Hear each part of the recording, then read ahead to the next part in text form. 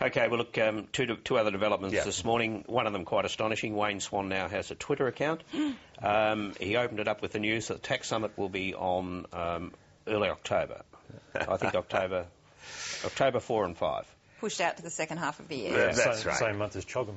So it won't get confused with the debate over compensation for the carbon tax. You know, I expected this earlier this year, and in fact we were waiting for it. All right, we'll look now at some of the developments. We'll take a look at them in chronological order, the way that the issues developed on climate change this week. We'll start with Julie Gillard on Q&A when she went to that issue of the broken promise. I promised that there would be no carbon tax. That's true, and I've walked away from that commitment, and I'm not going to try and pretend anything else. If you find that you're blocked on your normal route driving home, do you just sit there and say, gee, I'm never going to see my home again, or do you find a different way through? I want us to have an emissions trading scheme. I found a different way through.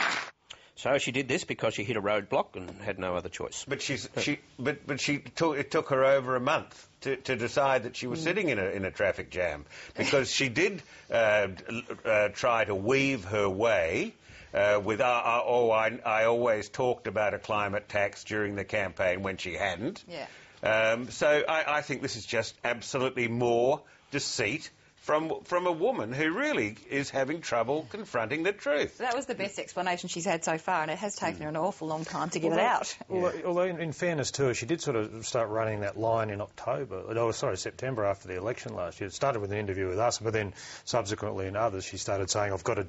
Remember, she said, well, I reserve the right to break my promises because of the hung parliament, and no one really sort of paid attention until about a month ago when they officially pushed the button on this thing. But she has been running that line that the circumstances have changed with the hung parliament, and she's been running it since September last year. But just no one really noticed it. It was written about. It was. But it's the point about finding another way through that she really didn't convey very well. If you go to your point, Phil. Then you have to go to the article that your colleague Peter Harcher wrote yesterday, and where he was talking about the legitimacy of Labor to govern. That was a good piece. Yeah, it was. Very good piece. If you do talk about the inconsistencies, of course, and there have been inconsistencies on both sides, though Tony Abbott manages to achieve it in consecutive days, we'll have a look at what he had to say this week.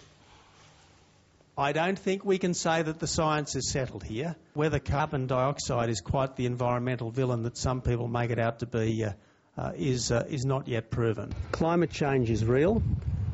Mankind contributes to it.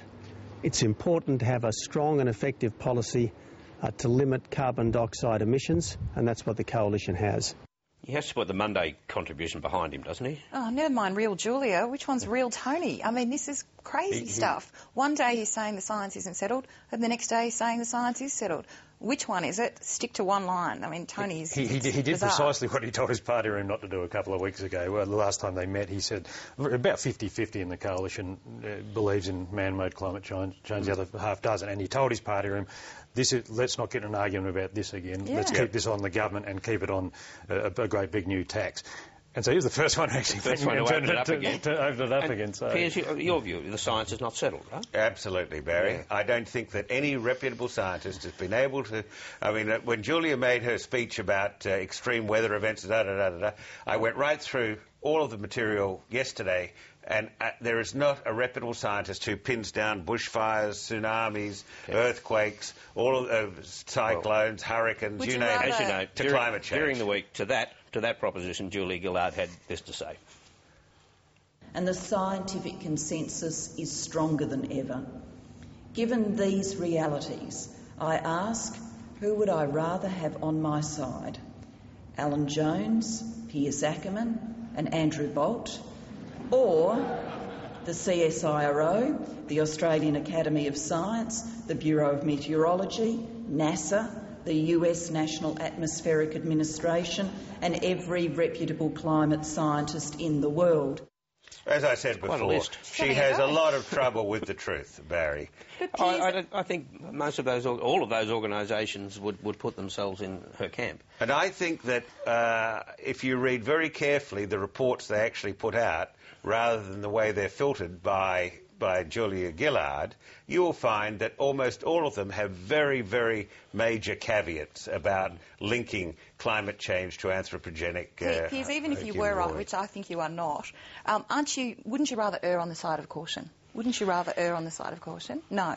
No. When it comes to erring on the side of the caution, I would err in favour of keeping the Australian economy strong, rather than exporting our jobs to China and India and to other nations which are major emitters. And leave it to other generations to figure out if it's correct or not. Well, because shall we have this debate again? No, because Karen, our contribution to global warming, if it exists in terms of anthropogenic global warming, if we are making any sort of contribution, whatever we do is going to have no effect on global temperature. What? And therefore, why should we put our kids out of jobs, close down industries here, close down the concrete industry, close down aluminium? They're not going to do that. They're not that dumb. It's exactly right. Well, but the whole business of a carbon dioxide tax is to put imposts on these people. Capital will go elsewhere, Phil. They're also going to be compensated, Piers, so I think you're over-dramatising just a tad. Well, then you're just talking about recycling money, Karen.